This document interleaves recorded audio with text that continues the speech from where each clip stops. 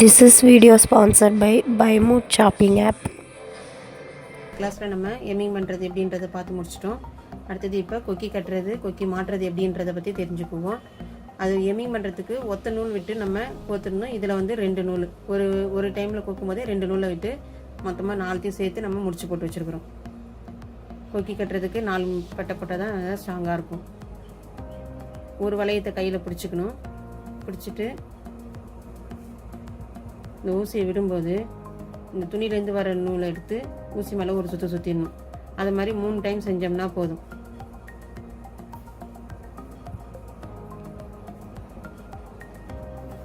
இந்த மாதிரி 3 டைம் செஞ்சிட்டோம். அது மாதிரி இப்போ பின்பக்கமாக இந்த ஊசியை விட்டு அந்த கொக்கியினுடைய தலைக்கிட்ட கரெக்டாக இப்படி கொண்டு வரணும்.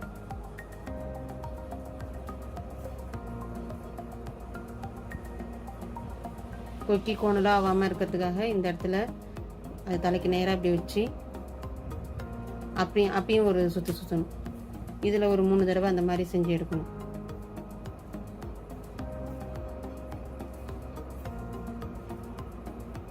கொஞ்சம் டைட்டாக செய்யணும். டைட்டாக செய்யும்போது ஊசி கொக்கி வந்து ஆடாமல் இருக்கும். அப்படி திருப்பிட்டு இதே மாதிரி பின்பக்கமாக இப்படி கொண்டு வந்து அந்த வளையத்துக்கு நேராக கொண்டு வந்து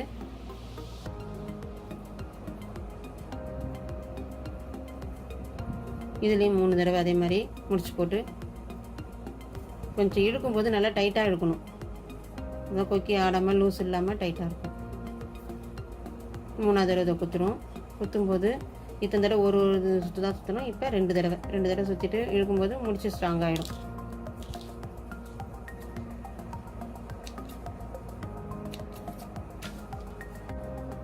இப்போ கொக்கி கட்டி முடிச்சதுக்கப்புறம் பார்த்தோம்னா கொக்கி வந்து நல்லா ஸ்ட்ராங்காக இருக்கணும். லூஸ் இல்லாமல் துணியை விட்டு இப்படி எட்ட வரக்கூடாது. துணியோடு சேர்ந்த மாதிரி இருக்கணும் ஸ்ட்ராங்காக. அந்த மாதிரி இருந்ததுனாக்கா நீங்கள் செஞ்சது கரெக்டாக இருக்குதுன்னு தெரிஞ்சுக்கலாம். பேக் சைடு பார்த்தோம்னாலும் நீட்டாக இருக்கணும். இப்படி துணியெலாம் சுருக்கம் விடக்கூடாது. எந்த ட்ரெஸ் தைச்சாலும் துணி சுருங்காத அளவுக்கு துணி அளவுக்கே வச்சு கரெக்டாக எடுத்து செஞ்சுருக்கணும். அப்போ தான் நீட்டாக நல்லாயிருக்கும். இப்போ இந்த மாதிரி 2 புள்ளி வச்சுக்கோங்க. அது அளவுக்காக இவ்வளோ சைஸு செய்யணுன்றதுக்காக ஒரு அளவு. அந்த புள்ளியில் பின்பக்கத்தில் இருந்து ஒரு இது கொடுத்து இழுத்துட்டு அந்த புள்ளிக்கு நேராகவே அதுலேயே ஒரு 4 தடவை நம்ம கொடுத்து இழுக்கணும்.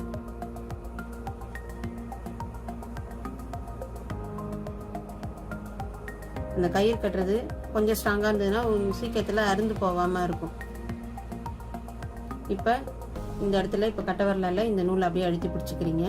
பிடிச்சிட்டு ஃபஸ்ட்டு இந்த இடத்துல துணியில் மட்டும் ஃபஸ்ட்டு ஒரு தடவை இழுத்துக்கிறீங்க. திரும்பி அதே மாதிரி அமுக்கி பிடிச்சிட்டு பின்பக்கமாக செய்யணும். இந்த பக்கமாக செஞ்சோம்னாக்கா துணியோட சேர்ந்து வந்துடும்.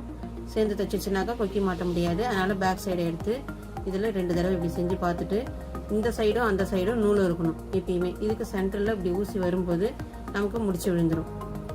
இந்த சைடும் அந்த சைடும் நூலை வச்சுக்கணும் எப்பயுமே. இந்த சைடு இருக்கும்போது முடிச்சு வந்துடும். அதே மாதிரியே இந்த கயிறு இருக்கிறது ஃபுல்லுமே நம்ம வந்து எல்லாத்தையுமே முடிச்சு போடணும். இப்போ கயிறு உள்ளது வரைக்கும் முடிச்சு போட்டாச்சுது. அடுத்தது இப்போ ஃபஸ்ட்டு நம்ம ஸ்டார்ட் பண்ணும்போது எப்படி துணியில் கொடுத்து செஞ்சோமோ அதே மாதிரியே இந்த இடத்துல முடிக்கும் போதும் துணியில் கொடுத்து இந்த அளவுக்கு எடுத்துக்கிறோம். 2 சைடுமே நூல் இருக்கணும். இப்படி நடுவில் எடுக்கும்போது நமக்கு முடிச்சு விழுந்துடும்.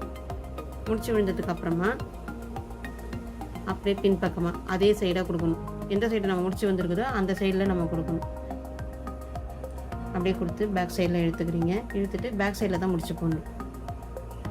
கொஞ்சமாக துணி எடுத்துக்கிட்டு இந்த நூல் எடுத்து அது மேலே ஒரு சுற்றணும். 1-2 சுற்றிட்டு இழுத்துனீங்கன்னா முடிச்சு விழுந்துடும்.